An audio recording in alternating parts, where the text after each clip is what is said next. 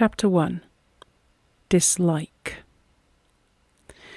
The shallow North Sea had been fretted by a northerly gale, and the voyage from Hull even more than usually unpleasant, when the passengers on board the El Dorado struggled up to see the low-lying land which forms the entrance to Stavanger. The vessel was crowded, but hardly anyone had appeared at meals, and the groups on deck had been too much occupied with their own discomforts to do more than take a languid interest in each other. Now that the worst was over, this interest quickened. Two ladies, a mother and daughter, were standing a little apart when a gentleman strolled up to them. They greeted him with a smile. "I have not seen you since the night you came on board. Where have you been all the time?" he began. "Don't ask," said the elder lady with a shudder. "For the first time in my life, I have suffered the pangs of actual remorse, because I persuaded Milly to come. However, we are never going home again. That is quite decided." "Unless we walk," said Milly firmly. "Do you mean to land at Stavanger? How can you ask?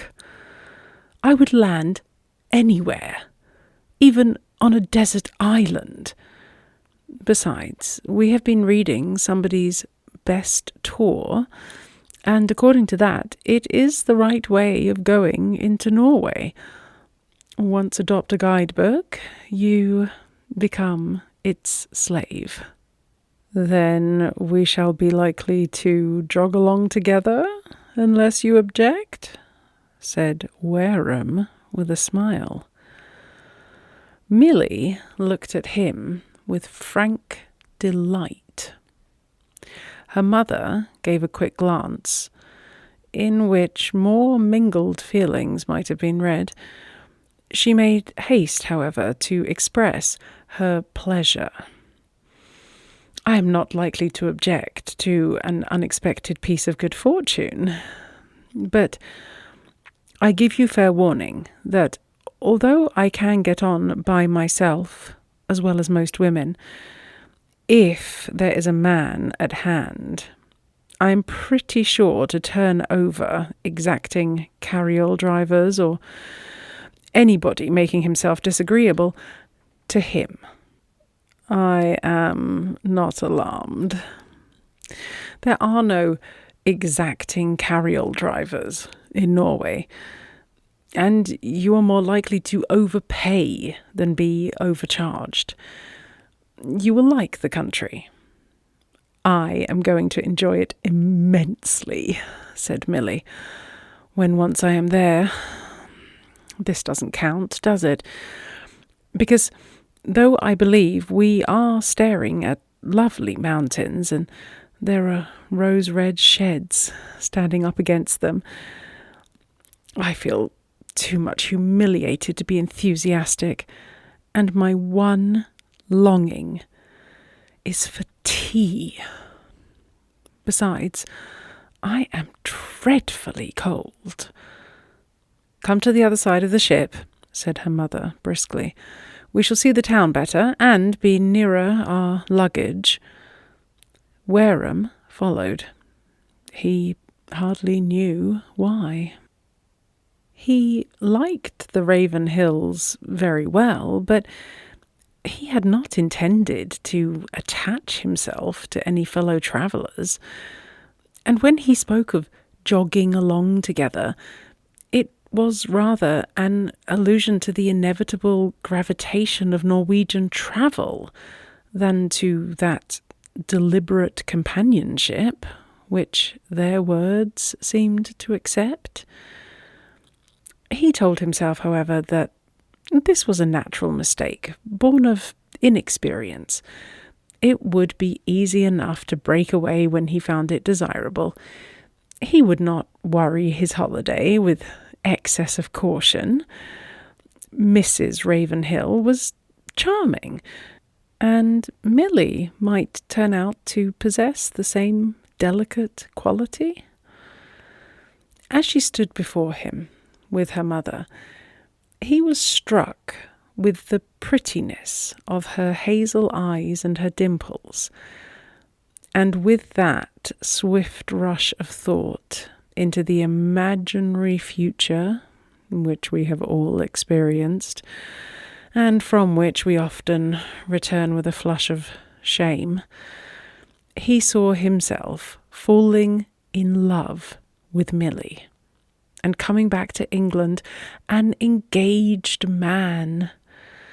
The thought was so vivid that when, at this moment, she turned to speak to him, he had scarcely time to call himself back to the actual condition of things, and something of his mental picture was perhaps betrayed in his face, for she glanced quickly at him a second time and coloured slightly.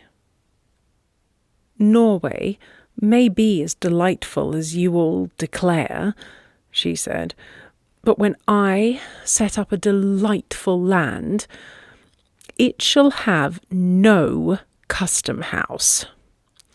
Here we shall have to wait, I suppose, while great big men amuse themselves with rummaging among all my most nicely packed corners. Oh, it's absurd. It's barbarous. And Mother wouldn't bring a maid." Mrs. Ravenhill had moved a little forward to speak to one of the stewards who were carrying up the cabin packages.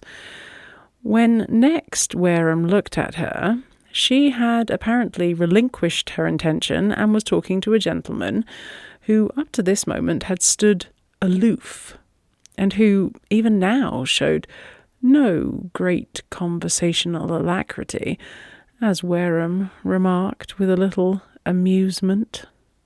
"Who is that?" he asked Miss Ravenhill. "That?" Milly's eyes began to smile. "Oh, poor Colonel Martin. It is really wicked of Mother, for she knows how frightened he gets when he hasn't Mrs. Martin to protect him. But here she comes," and Milly stopped suddenly. Wareham did not notice the break, for his eyes had passed Mrs. Martin and fallen with a start of annoyed surprise upon the face of a girl who followed her. The girl was young and unusually tall, though owing to an extraordinary grace and ease of movement, this only became evident when you compared her with the other women who stood round. She looked neither to the right nor left, and with the sun shining brightly behind her, it was difficult to see her face distinctly, but Milly, who was watching Wareham, perceived that he recognised her, and that the recognition was, for some reason or other, unwelcome. "You know Miss Dalrymple?" she asked curiously. Wareham's expression had stiffened. "No," he said briefly. "No? But you have seen her? You must have seen her this season?" "Yes, I have seen her." Milly's mouth opened as if she were going to put another question, but if it were so, her intention changed. She said with enthusiasm, "She is very beautiful." Wareham did not answer. He had turned his back upon the group. and was looking over the water, past some brilliantly red-roofed barns, to a broken line of tender, amethyst-coloured hills. "Are those people going to get out here?" "What people?" "Miss Dalrymple and her friends?" "No. They told us at Hull, we all dined together at the station hotel, you know, that they should go on to Bergen." "Oh, good," said Wareham with unmistakable relief. Milly began to laugh. "You don't know her, yet you have a dislike to her?"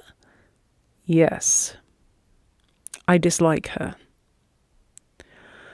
Something in Wareham's tone checked further questioning.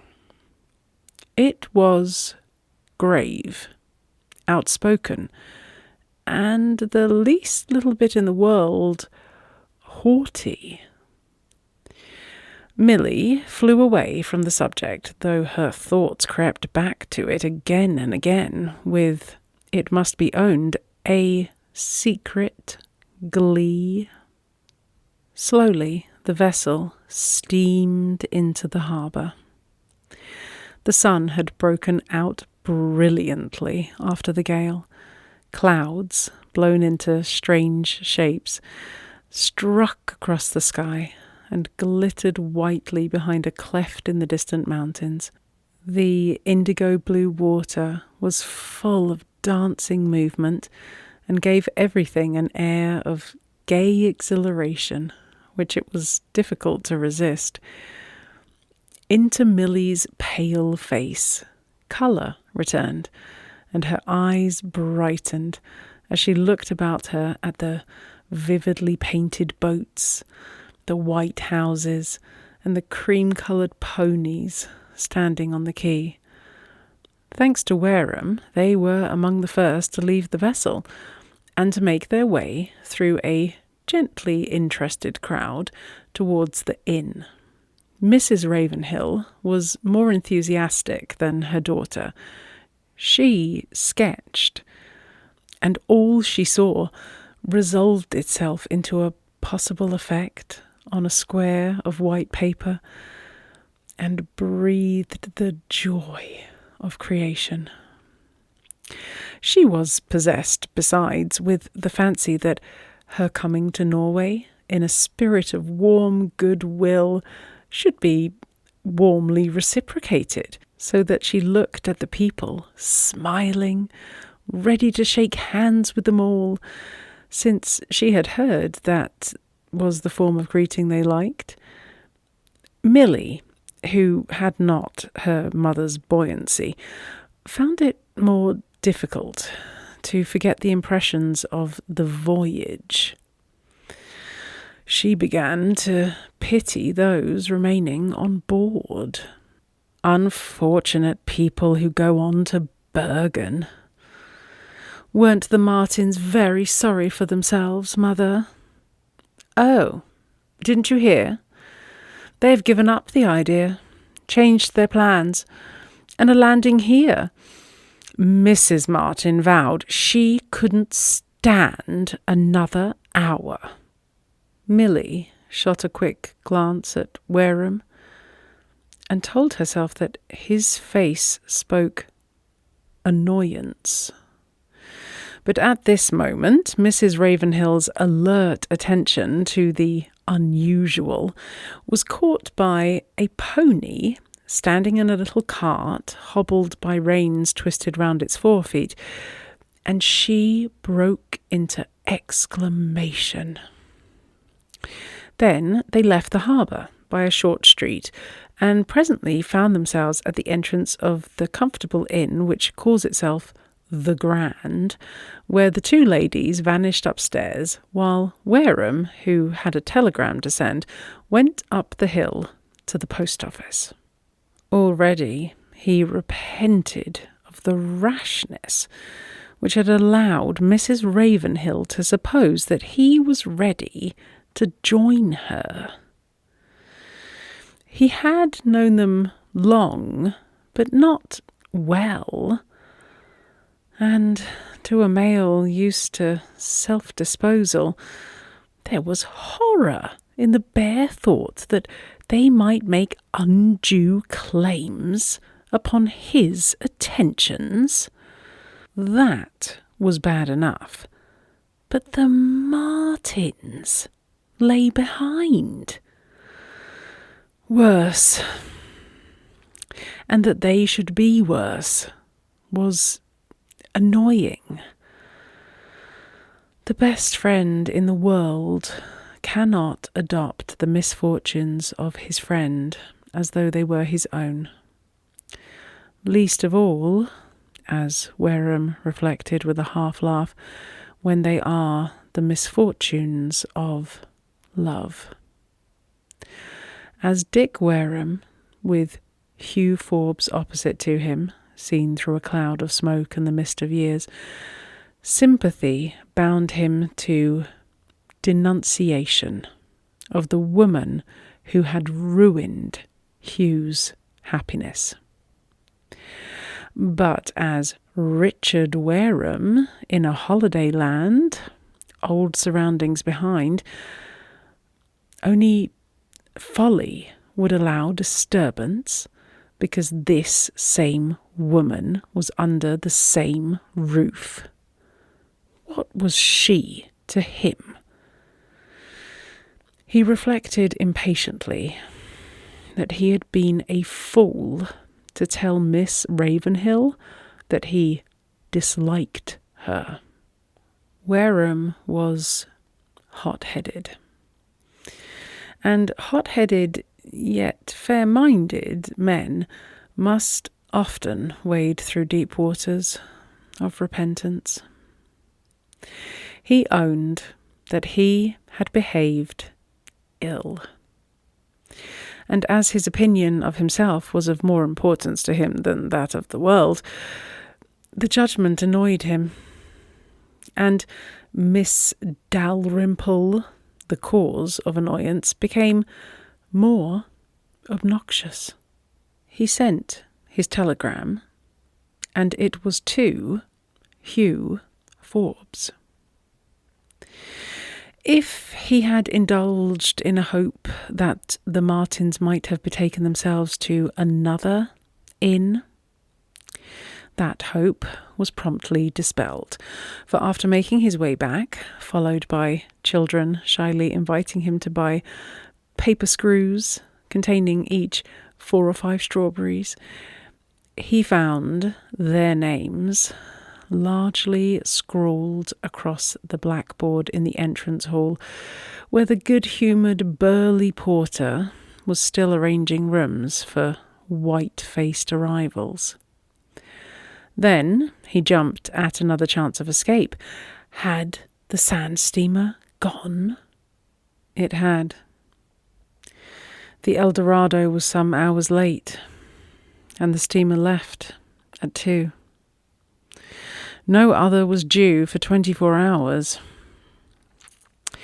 Wareham went to his room, ashamed of the impulse of retreat. A bath and increasing hunger braced him, and he came down to the meal, which in Norway does duty for late dinner, caring nothing as to whom he might encounter.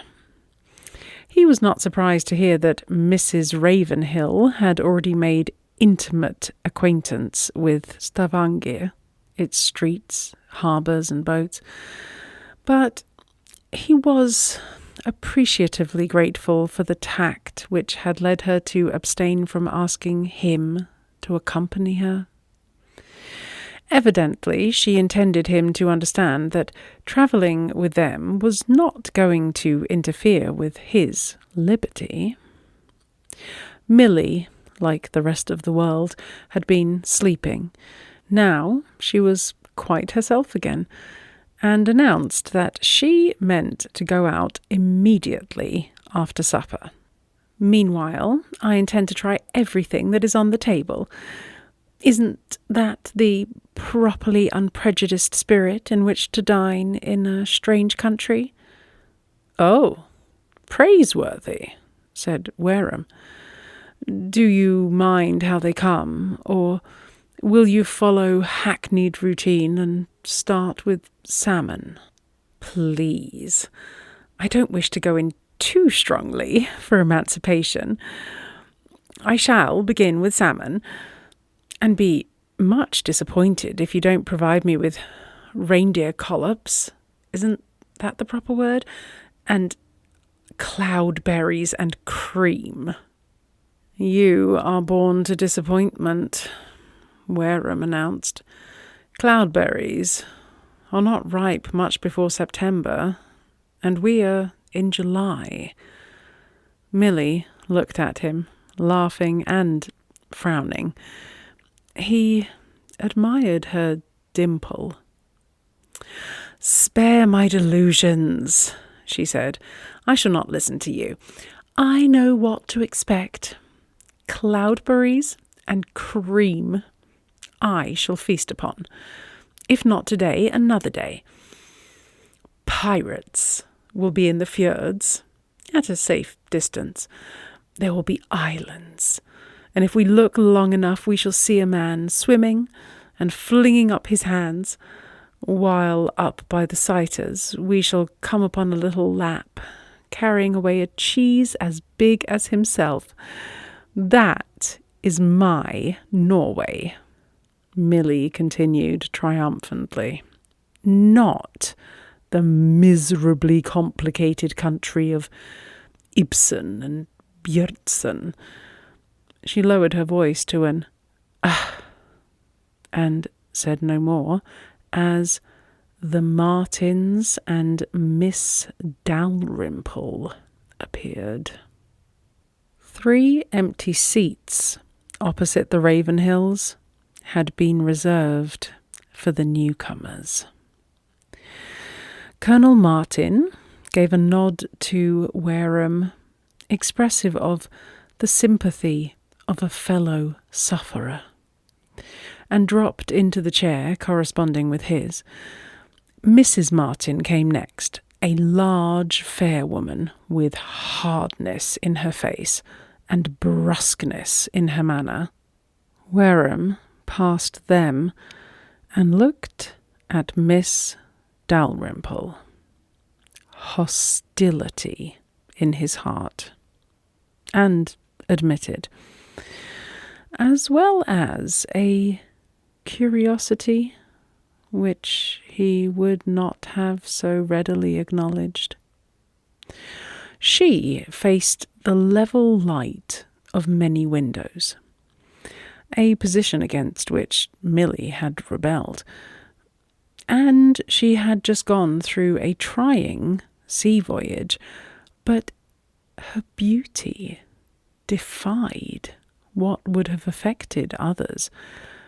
Her skin was warmly tinted, her hair a lovely brown, growing low on the temples, and lighter than is usual with brown beauties, some shades lighter than the beautiful eyes.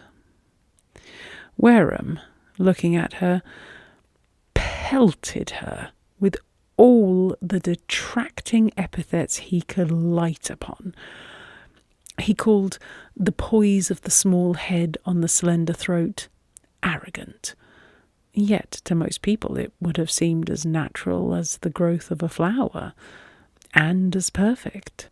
As for the line of her lips, it was hard, hard, hard. Sitting down, she swept the table with a swift glance, half closing her eyes as she did so. To her judge, a sign of sinful vanity, though really due to nearsightedness. This done, she turned and talked almost exclusively to her neighbour, a small old lady, shy and a little prim, who had also crossed in the Eldorado. She was often, however, silent. Once, Wareham encountered her half-shut glance, resting upon him.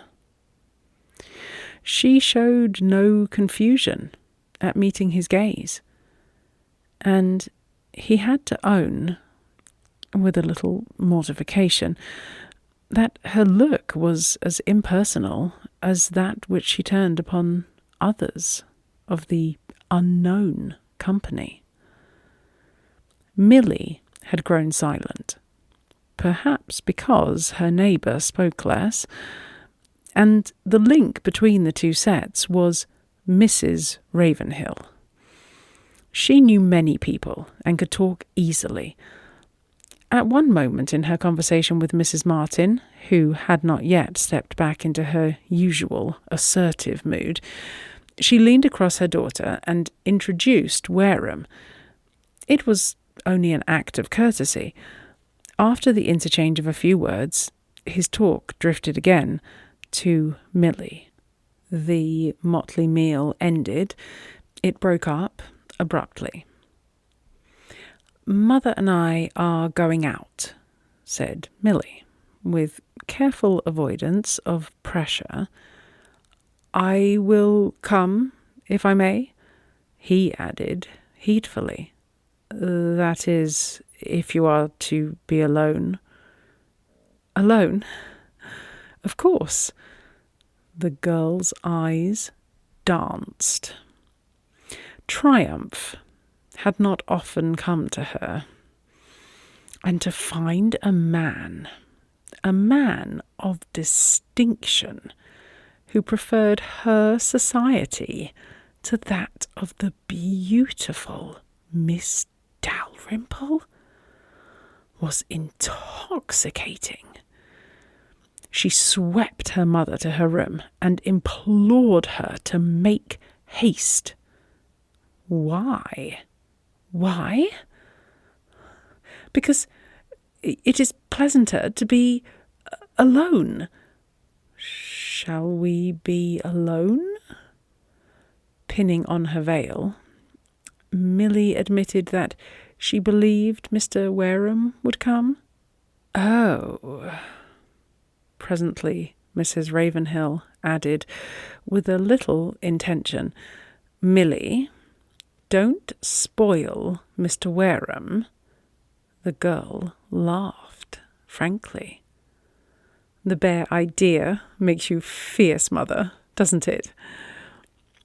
But I do think it is nicer to have a man with us than to trail along by ourselves. And if he comes, he will expect things to go as he likes." Mrs. Ravenhill emitted another "Oh." She added, "In my day, a man would have thought himself honoured." "So he would in mine, if I had the arrangement of things," Milly retorted. "But I haven't. And all that can be done is to make the best of them.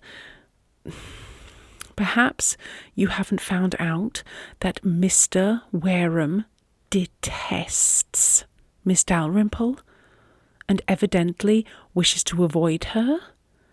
We needn't force them upon each other." "I thought he did not know her." "Nor does he." "Well," said her mother with impatience, "have it as you like, Milly. Only for pity's sake, don't let us plunge into a cloud of mystifications and prejudices. We didn't come to Norway for that. And Mr. Wareham isn't worth it." To this, the girl made no answer, and the subject dropped. So they went out, all three, in the cool, clear daylight, which had no suggestion of evening about it, except that the shop doors were locked, and people strolled about with leisure, which seemed unnatural. The streets were not beautiful, but all the boarded houses had clean white faces, red roofs, and cheerful windows crowded with flowers. Presently they came upon the old cathedral with its 2 low spires. On one side, an ancient avenue of storm-stunted sycamores dignified a grave little cluster of houses at its end.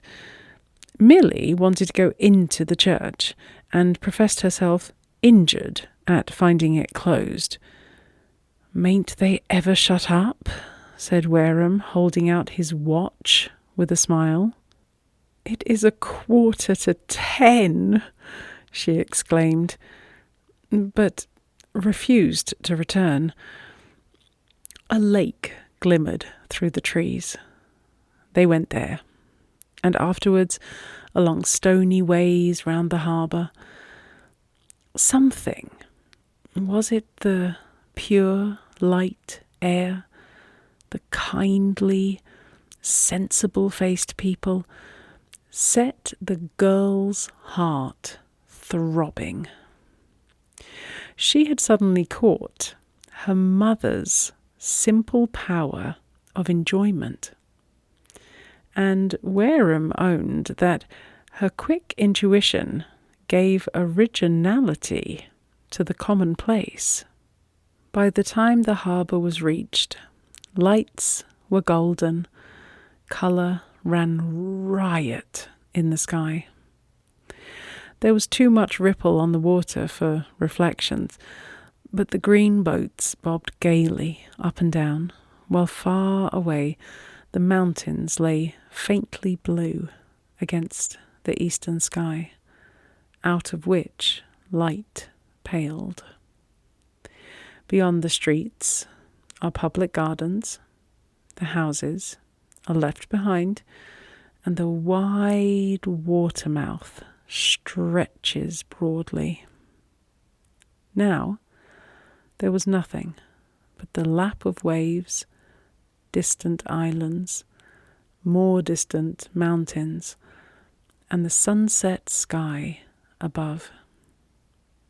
They lingered and silently watched the pomp fade, found a boat, and rowed across the harbour in the last afterglow.